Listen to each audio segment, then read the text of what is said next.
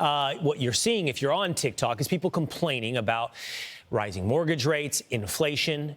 And the question is, could this type of trend among young voters sink Biden's chances in 2024? Monday morning futures anchor Maria Bartiromo joins us now. Maria, I got to start with this. I was on the streets of New York yesterday, and somebody said, "Hey, will you please tell Maria how much I love her?" I said, "Yes, I will. I will tell." And this is my first chance to see you, so I have to tell you how loved you are on the streets of New York. I think they were tourists, but they're no less on the streets of New York. What do you think about that this? Is so nice. What do you think about? Nice, and I love them too. Thank you so much for sharing that. You bet. What do you think about young voters, though? They're falling out of love with Biden, but that doesn't mean they're falling in love with a Republican. That's always the big question.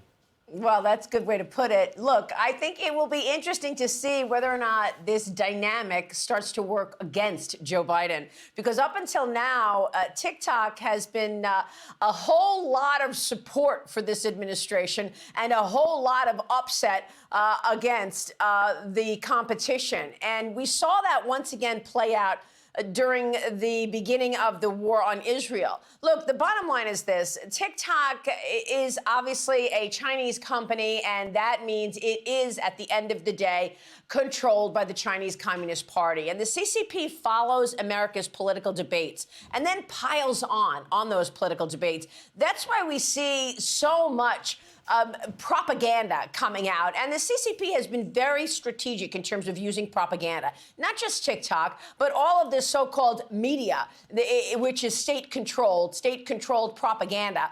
And it just spews out whatever it wants to disrupt American politics, disrupt American economy. And that's what we have seen. But now you're seeing these TikTok influencers come out and complain that this is a Great Depression underway for them because they can't afford to take out a mortgage. They can't afford to buy the essentials because of all of the reckless spending leading to 40-year high inflation.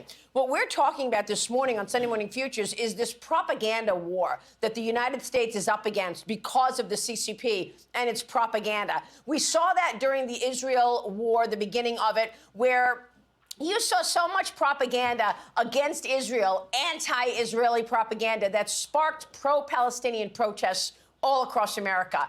And Senator Tom Cotton from Arkansas is going to talk about the CCP strategy in terms of piling on against American interests. And of course, that is another issue that did not come up during the meeting between Joe Biden and Xi Jinping last week. So far as I can tell from this meeting, is America got a promise. That's all America got, was a promise that the CCP would help to curb the fentanyl flow into America. And yet the Americans actually lifted sanctions on the companies that are aiding and abetting the human rights abuses in Xinjiang. So we're going to talk about that with Senator Tom Cotton and Representative Green, as well as Christopher Oliveras. By the way, have you seen the new numbers at the border? This is so extraordinary.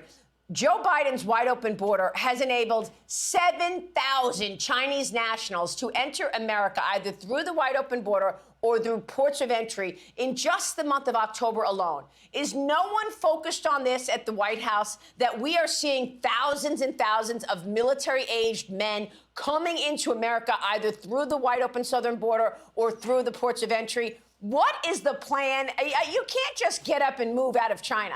You are being directed there, according to Mark Green, the chairman of the Homeland Security Committee. So we're going to talk about that as well. And then there were some rumors last week of a potential altercation between Kevin McCarthy and Tim Burchett. We're going to talk about that as well. Kevin McCarthy maintains he did not elbow Tim Burchett in the kidney, as he says, but we're going to have the former Speaker of the House on this morning to talk about how life has changed in the House of Representatives with new Speaker Mike Johnson. And, of course, we're going to talk about the war, two wars the U.S. is watching in Israel as well as Ukraine with Jack Keane coming up. We've got a big show. We've got some breaking news as well on just what you're talking about, Will, and that is that propaganda coming out of the CCP-controlled TikTok. I don't know if these TikTok influencers are going to actually go against Joe Biden at the end of the day with their complaints about inflation or not. This may very well have an opportunity to go against the Democrats. And even as all these governors are saying, we want to ban TikTok, Joe Biden wants to use it for his campaign. So Yeah. there's that as well. All right, Maria, we'll be watching coming up in just a little bit. Thank you. Okay.